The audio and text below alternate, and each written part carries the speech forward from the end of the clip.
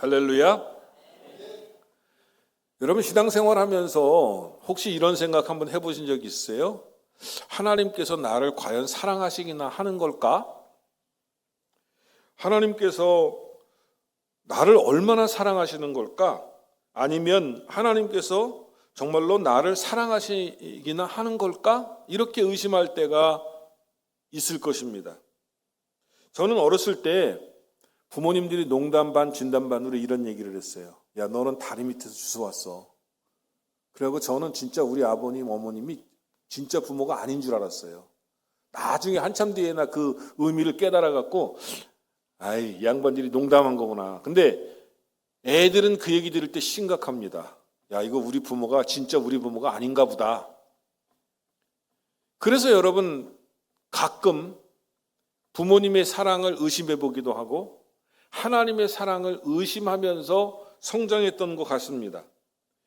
때로는 하나님이 나를 사랑하시는 것이 내 가슴 속에 와닿지 않아서 답답할 때가 있습니다.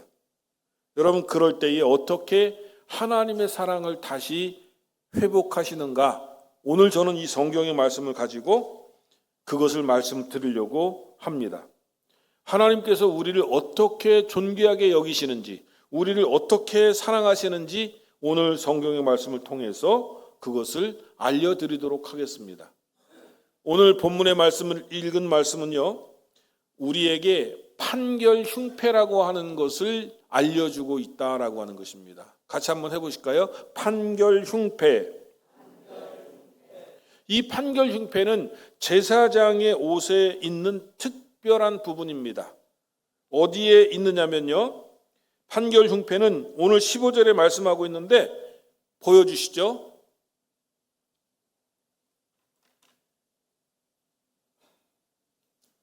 요게 판결 흉패에 네모나게 짜여진 것이요. 요 판결 흉패에 이제 말하자면 여기에 짜는 방법을 먼저 15절에 일러주고 있는데 15절 말씀 한번 주세요. 같이 한번 읽어볼까요? 시작. 너는 판결 흉패를 에봇 짜는 방법으로 금실과 청색, 자색, 홍색 실과 가늘게 꼰 배실로 정교하게 짜서 만들되. 자, 휘장을 만들 때는 홍색, 자색, 가늘게 꼰 배실, 그 다음에 청색 이렇게 네 가지 실로 하라고 그랬는데 이 에봇을 만들 때는 금실을 하나 더 만들어 갖고 5가지의 실로 아름답게 만들라고 하는 것이 오늘 성경의 말씀이에요. 이건 에봇 앞가슴에 달린 주머니 모양의 장식입니다. 이 판결 흉패는요 2겹으로 돼 있어요. 그 2겹으로 돼 있어 갖고 앞에는 보석이 달려 있고 그 가운데에는 우림과 둠밈이라고 하는 주사위 모양의 이 말하자면 하나님의 뜻을 묻는 도구가 거기에 담겨져 있었다라고 하는 거예요. 흉패의 제작 방법에 대해서 에봇과 동일하게 만들라고 그렇게 말씀하셨는데 에봇은 청색, 자색, 홍색, 가늘게 꼰 배실로 그 다음에 거기에다가 금실을 더해서 5가지 실로 만들라고 그렇게 말씀하고 있습니다. 자, 16절의 크기에 대해서 말씀하고 있는데 먼저 16절 한번 보여주세요. 16절 다 같이 한번 읽어보실까요? 시작. 길이와 너비가 한 뼘씩 2겹으로 네모 반듯하게 하고. 한 뼘이라고 하는 것은 이 몇 센치를 가리키냐면요 반규빗을 가리키는 거예요. 그러니까 22.5cm를 의미한다라고 하는 거예요. 그러니까 이쪽도 22.5cm, 가로도 22.5cm, 세로도 22.5cm 그래갖고 정사각형으로 2겹을 만들라 이렇게 말씀하고 있습니다. 여기서 한번 저기 이미지 2 보여주세요. 자, 정사각형으로 만들라 그랬죠? 22.5 이렇게 하고 정사각형으로 가슴에다가 다는 흉패를 만든 것이다 라고 하는 것이죠. 자, 그러면 여기다가 보석을 물리라고 이야기했는데 17절부터 20절까지 보석의 종류에 대해서 말씀하고 있는데 이미지 3 보여주세요. 예. 자, 여기 1, 2, 3인데 여기 유다, 이사갈, 스불론 지파 4, 5, 6 르우벤, 시므온, 갓 지파 7, 8, 9, 에브라임, 므낫세, 베냐민, 10, 11, 12, 단, 아셀, 납달리. 각 지파의 이름을 이 보석 위에다가 새기라고, 도장을 새기듯이 새기라고 말씀하고 있어요. 무슨 말씀인지 아시죠? 도장을 새기듯이 각 보석에다가 이스라엘 지파의 이름을 새겨 놓으라, 이렇게 얘기한 거예요. 자, 여러분, 대제사장 앞에 나아갈 때, 대제사장은 하나님 앞에 제사 드리러 나아갈 때에 반드시 이 판결 흉패를 달고 나아가야 됐습니다. 오늘 본문 29절의 말씀입니다. 29절 보여주세요. 시작. 아론이 성소에 들어갈 때에는 이스라엘 아들들의 이름을 기록한 이 판결 흉패를 가슴에 붙여 여호와 앞에 영원한 기념을 삼을 것이니라. 이미지 4를 보여주세요. 자, 아론이 대제사장으로서 하나님 앞에 나아갈 때는 이 옷을 입고 반드시 이 판결 흉패를 붙입니다. 제사장들은 이 판결 흉패가 없어요. 대제사장만 여기다가 가슴에다가 판결 흉패를 달고 하나님 앞에 반드시 들어가야 됐다라고 하는 거예요. 자, 그 다음에 이 판결 흉패는 두 겹으로 되어 있다 그랬어요. 앞에는 보석이지만 여기 안에 들어가는 것은 안으로 들어가는 건 뭐가 들어간다 그랬어요? 우림과 둠밈. 따라합시다. 우림과 둠밈. 우림의 뜻이라고 하는 것은 뭐냐면 빛들이라고 하는 뜻이 있고요. 복수예요, 복수. 빛들, 빛난 것들. 그 다음에 둠밈이라고 하는 것은 온전한 것, 온전함들. 이렇게 얘기해서 말하자면 빛과 온전함에 대해서 알려주고 있는 그러한 우림과 둠밈이었다라고 하는 거예요. 자, 그러면 이것이 왜 하나님의 사랑을 나타내는지에 대해서 제가 이제 그 의미를 알려드리도록 하겠습니다. 첫 번째, 판결 흉패는 가슴에 품은 보석이다라고 하는 거예요. 여러분, 이 판결 흉패를 보면서 이스라엘 민족 12지파의 이름을 새겨놓으라고 주님은 말씀하셨어요. 오늘 출애굽기 28장 21절에 이렇게 말씀하고 있습니다. 21절 한번 보여주세요. 시작. 이 보석들은 이스라엘 아들들의 이름대로 12이라 보석마다 12지파의 한 이름씩 도장에 새기는 법을 새기고, 이렇게 말씀하고 있습니다. 여러분, 하나님께서 기가 막히게 우리를 사랑하시는 이유는 뭐냐면 이스라엘 12지파를 뭉뚱그려 갖고 이스라엘 지파 이렇게 쓰라고 그런 게 아니에요. 한 지파 한 지파의 이름을 써놓으라고 이렇게 얘기했다, 이 얘기입니다. 그러니까 무슨 얘기냐면 강남교회 이렇게 뭉뚱그려 갖고 다 강남교회 성도들을 쓰라고 그런 것이 아니라, 강남교회 예를 들어서 뭐 최영일 장로, 그럼 최영일, 여기 우리 또 누구예요? 또 김학래 장로님은 김학래, 각각의 이름을 다 써놓으라고 하는 하나님의 명령인 줄로 믿으시기를 바랍니다. 여러분, 하나님께서는 우리의 각자의 이름을 새겨 놓도록 만드셨습니다. 이것은 무엇을 의미하는 것입니까? 오늘날 성도 한 사람 한 사람의 이름을 하나님께서는 기억하고 계시다고 하는 것을 의미하는 것입니다. 존귀하게 여긴다는 의미도 있고 동시에 사랑으로 품는다고 하는 의미도 가지고 있습니다. 보석의 이름을 새기라고 하는 말씀입니다. 여러분, 오늘 우리가 태신자 봉헌 예배를 드리려고 하는데요. 태신자들을 여러분 기도할 때 어떻게 기도합니까? 뭉뚱그려 갖고 하나님 내 태신자들을 위해서 기도하오니 이 사람들이 교회 나오게 해주십시오, 이렇게 기도하지 않잖아요. 저도 태신자 3명을 작정을 했는데 여기 오늘 태신자에다가 그 이름을 썼어요. 이시은, 그 다음에 김인기, 한 사람은 이름을 몰라갖고 다이 아빠라, 다이 아빠. 죄송합니다. 이게 정보 공개를 해갖고. 근데 하나님께서는요, 한 사람 한 사람의 이름을 정확하게 기억하시고 그 한 사람의 이름을 보석 위에다 새기더라라고 하는 거예요. 여러분, 이 하나님의 사랑이 느껴지십니까? 아직도 안 느껴지신다고요? 우리를 이만큼 존귀하게 여기신다고 하는 것을 의미하는 거예요. 하나님은 우리를 이렇게 사랑하신다고 하는 걸 의미하는 거예요. 여러분, 보석에다가 12지파를 새기라고 말씀하셨는데 보석이 다 똑같아요? 다 달라요? 똑같은 보석이 아무것도 없어요. 그런데 여기 성경에 나오는 보석의 이름하고 요새 보석의 이름하고 다르기 때문에 이 보석이 무엇인가를 밝혀내는 것은 큰 의미가 없대요. 그런데 중요한 것은 뭐냐면 찬란하고 아름답고 존귀한 보석 위에 그 위에다가 이스라엘 지파 한 지파 한 지파의 이름을 써놓았다고 하는 것은 하나님께서 우리를 이렇게 존귀하게 여기는 보석 위에다가 그 이름을 새겨서 우리를 기억하신다고 하는 의미가 있는 거예요. 여러분, 대제사장은 하나님 앞에 제사 드릴 때에 늘 이 판결 흉패를 지니고 나오라 그랬습니다. 그 얘기는 무슨 얘기냐면 가슴에 이스라엘의 12지파를 품고 하나님 앞에 나오라고 하는 말씀이에요. 이것은 어떤 것을 의미하느냐면 하나님께서 늘 12지파를 기억하신다라고 하는 의미가 있는 거예요. 여러분, 여기 견대에다가 12지파를 6지파 써놓으라 그랬어요. 그리고 이 앞에다가 판결 흉패에다 보석 하나마다 이스라엘 12지파를 써놓으라 그랬어요. 여기 견대에 찬 이스라엘 지파는 대제사장이 이 12지파의 죄를 짊어진다고 하는 의미가 있는 거고요.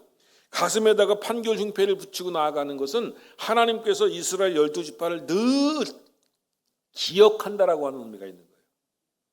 그러니까 하나님이 우리를 얼마나 사랑하시는지를 알려주고 있다라고 하는 거예요. 여러분, 하나님의 사랑은요, 획일적인 사랑이 아닙니다. 보석이 다 다르듯이 오늘 우리들을 사랑하시는 그 각각의 사랑도 다 다르다라고 하는 것을 의미합니다. 하나님은 개성을 존중하고 하나님의 사랑에 있어서는 다양성이 있다고 하는 것을 알려주시는 것이다라고 하는 거예요. 여러분, 보석의 색이 각각 다릅니다. 질감도 다르고 가치도 달라요. 그러나 모두 동일하게 가슴에 부착합니다. 하나님 앞에서는 차별이 없는 귀함이 있다고 하는 것을 보여주고 있다라고 하는 거예요. 오늘 사는 우리들에게 주시는 메시지는 무엇입니까? 여러분, 교회는 색깔 공동체라고 하는 것을 알려주고 있습니다. 여러분, 성도들이요, 배경도 다르고 그 다음에 성격도 다르고 신앙의 깊이가 다 다르다고 하는 것을 인정해야 된다라고 하는 거예요. 그러나 하나님께서는 한 줄이 아니라 네 줄로 배열하셨다고 하는 것은 획일화가 아니라 조화를 이룰 수 있도록 만드셨다라고 하는 것을 의미하는 것입니다. 여러분, 그리고 이 판결 흉패를 가슴에 붙였다고 하는 사실이 중요합니다. 가슴에 붙였다고 하는 것은 사랑을 가슴에 품고 있다라고 하는 것을 의미한다고 하는 거예요. 제사장은 늘 12지파를 가슴에 품고 하나님 앞에 나와서 제사를 지내는 사람이어야 됐다라고 하는 것을 의미하는 거예요.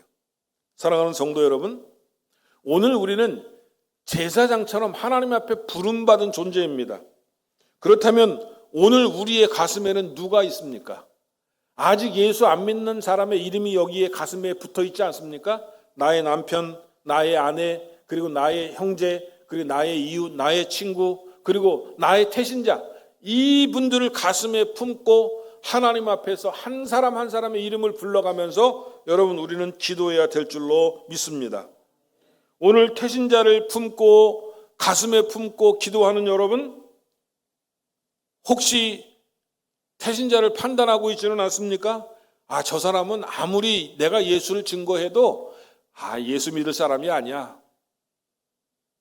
혹시 여러분 정죄하지는 않습니까? 저 인간은 너무 죄를 많이 져갖고 하나님 앞에 나올 수 없어. 저 사람은 쇠심줄 같아서 내가 예수를 아무리 증거해도 예수를 안 믿을 거야.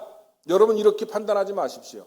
성령께서 함께 하시면은요, 아무리 쇠심줄 같은 사람이라 할지라도 예수를 믿게 돼 있어요. 할렐루야. 여러분, 사도 바울과 같은 사람은 예수 믿는 사람을 잡아서 죽이는 역할을 했어요. 사형을 언도했다 이 얘기입니다. 그리고 옥에 가두고 예수 믿는 사람들을 핍박하고 얼마나 수도 없이 많은 사람을 갖다 옥에 가둬놓는지 몰라요. 그런데 성령께서 그의 마음을 여시니까요, 한순간에 뒤집어지는 거예요. 예수 믿는 거예요. 여러분, 태신자들을 놓고 1년 동안 기도하실 텐데 언제 이 사람들이 변하게 될 줄로 믿습니다. 언제 변할지 몰라요.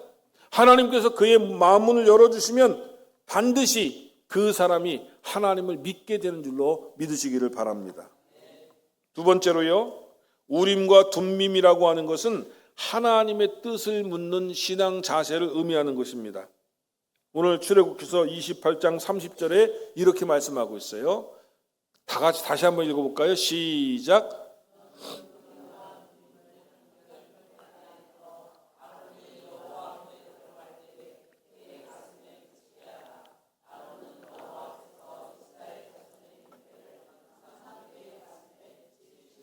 아멘. 자, 너는 우림과 둠밈을 판결 흉패 안에 넣어, 이렇게 말씀하고 있습니다. 아까도 말씀을 드렸지만 우림이라고 하는 뜻이 뭐라 그랬어요? 빛들. 둠밈은요? 온전함들이라고 이렇게 말씀을 드렸습니다. 이 우림과 둠밈이 정확하게 어떤 것을 의미하는지는 현대적으로 밝혀낼 수는 없대요. 그런데 대체적으로 주사위 같이 던져서 하나님의 뜻을 묻는 도구였다고 하는 것을 신학자들이 이야기를 하고 있어요. 어떨 때 이 하나님의 뜻을 물었을까? 가만히 생각을 해보니까 이래도 좋고 저래도 좋을 때, 예를 들어서 우리가 이사를 하려고 그러는데 동쪽으로 가도 괜찮고 서쪽으로도 가도 괜찮아요. 근데 하나님의 뜻을 알기가 어려워. 그럼 주사위를 던지는 거야. 아, 이사를 동쪽으로 가라고 그러시는구나. 그렇게 알고 동쪽으로 갑니다.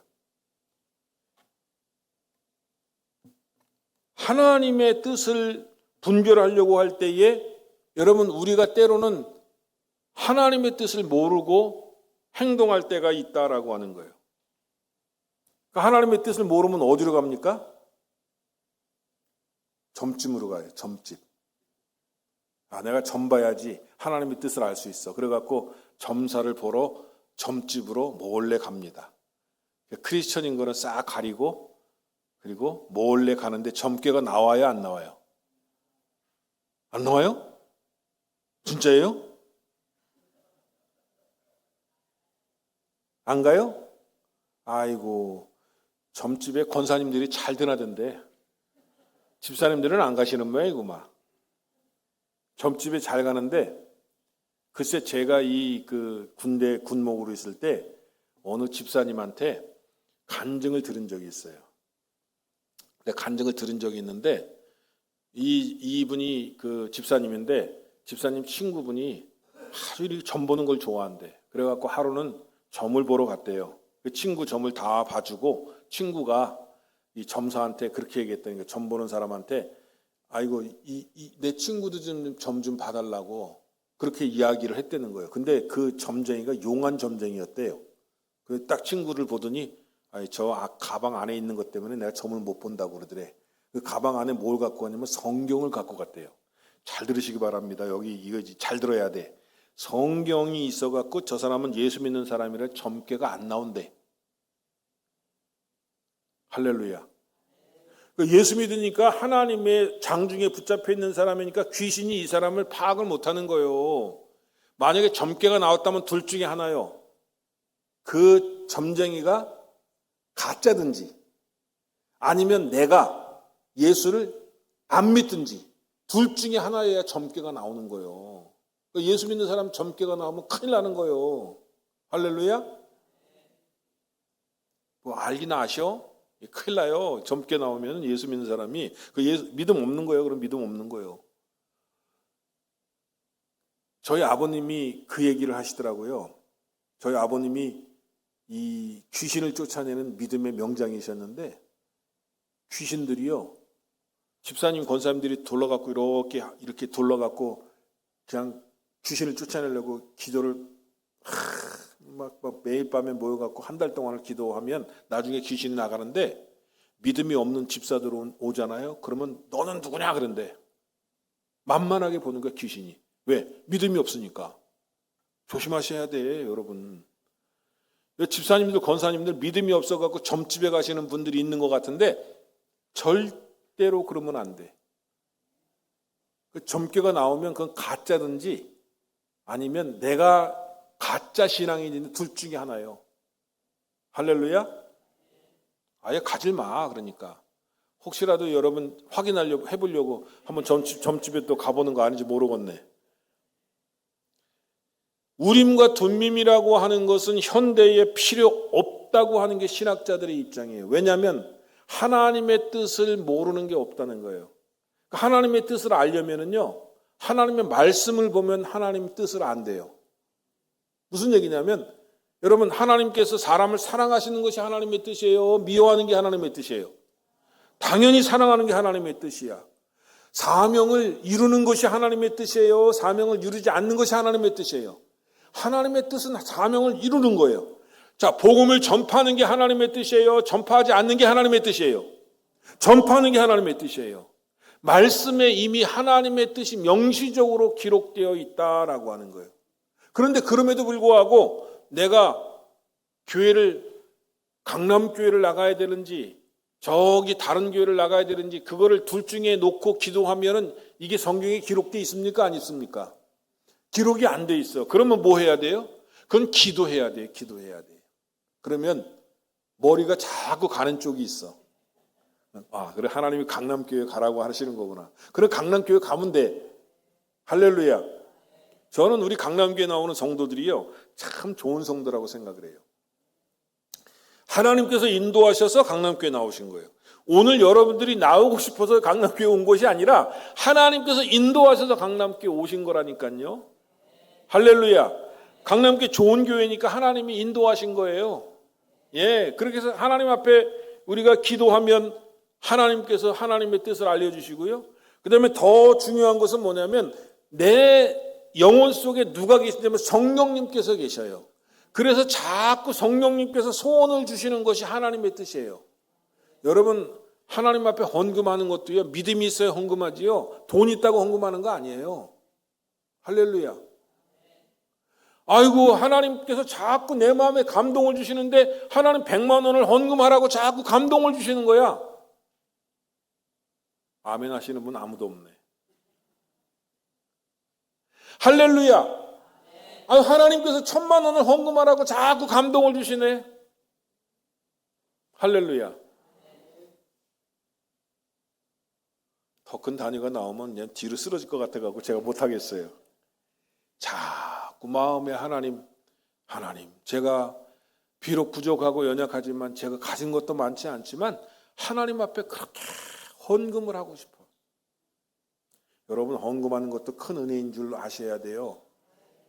저희 이웃 동네에 골수암에 걸려갖고 20대 때 죽은 우리 청년이 있어요. 내가 후배인데, 제가 서울에 있을 때 안암동에 있는 고려대병원에 입원해갖고 이제 죽음만을 기다리는 거야. 근데 이 친구가 나중에 죽어가면서 뭐라 그러냐면 자기 고모한테, 고모, 내가 하나님 앞에 여태까지 헌금한 게 없는데 하나님한테 헌금을 좀 하고 싶다는 거야. 근데 자기가 가진 게 없는 거야.